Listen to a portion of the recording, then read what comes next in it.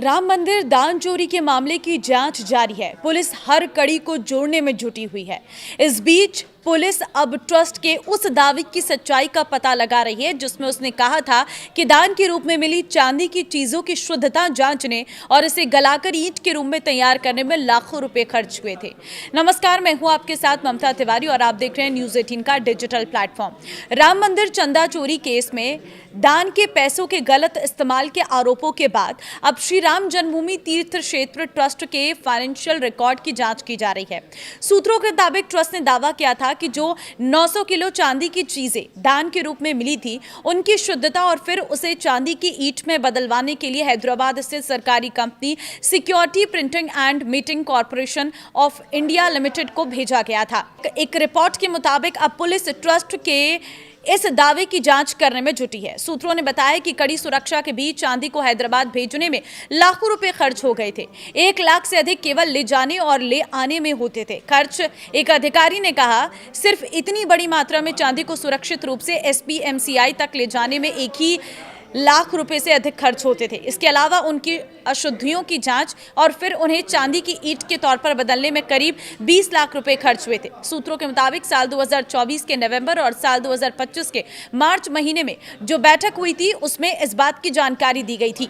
इसके अलावा बैठक में यह भी सुझाव दिया गया था कि जो लोग मुख्य राम मंदिर परिसर में कीमती गहने जमा करना चाहते हैं, उसकी रसीद चाहते हैं, तो इसके लिए एक अलग से व्यवस्था बनाई जाए। 1000 केजी की चांदी को पिघालने के बाद 900 किलोग्राम तक रह गई है। देखिए, मीडिया की एक रिपोर्ट में एक अधिकारी ने कहा है कि हमें बस इतना पता है कि पिछले साल ट्रस्ट की एक बैठक में ये जानकारी दी गई थी कि दान के तौर पर अलग अलग रूपों में मिली लगभग 1000 किलोग्राम चांदी को टेस्टिंग और पिघालने के लिए हैदराबाद में सरकार द्वारा संचालित मीटिंग यूनिट में भेजा गया था। अलग अलग रूपों में भेजी गई चांदी को जब पिघलाया गया और उसकी शुद्धता की जाँच की गई तो अशुद्धियाँ हटाने के बाद वो लगभग 900 किलोग्राम निकली। सैंपल लेने पर उसकी शुद्धता लगभग 90% पाई गई थी। सूत्रों ने यह भी बताया कि अलग अलग रूपों में मौजूद इस चांदी की शुद्धता की जांच, सैंपलिंग और पिघालने की प्रक्रिया में 20 लाख रुपए से अधिक खर्च हुए हैं। सूत्रों का कहना है कि इस दावों की पुष्टि की जा रही है और यह भी देखा जा रहा है कि ट्रस्ट ने दूसरे गहनों और चढ़ावों को कैसे संभाला।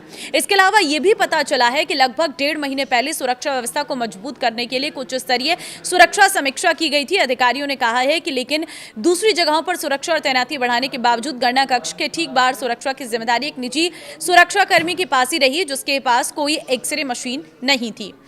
हालांकि मंदिर के अंदर दान पात्रों में गहने डालने के लिए एक जवाबदेह सिस्टम बनाने के लिए सुझाव पहले भी दिए गए थे, लेकिन सूत्रों का कहना है कि सोमवार को होने वाली ट्रस्ट की बैठक में कुछ सदस्य इस मुद्दे को फिर से उठा सकते हैं। साथ ही वे दान की गिनती और उसमें जमा करने के लिए एक पक्का सिस्टम बनाने की मांग भी कर सकते हैं, जिससे भक्तों का खोया हुआ भरोसा वापस पाने के लिए सार्वजनिक किया जा सके।